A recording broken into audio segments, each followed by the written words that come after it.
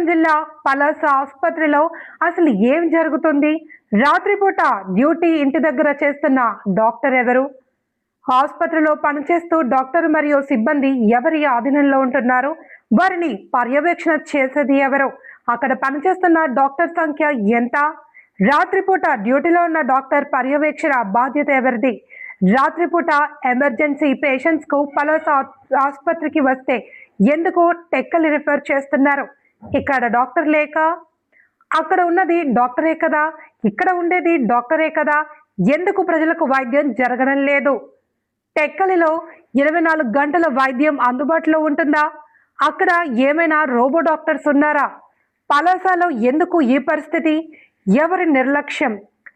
పలాస ఆసుపత్రి అంతా CC footage లో ఉంది అంటారు కదా, దానిని పరిశీలించే అధికారి ఎవరు?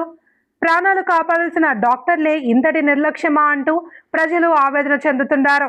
మరో వార్తతో పూర్తి వివరాలతో తూర్పు టీవీలో.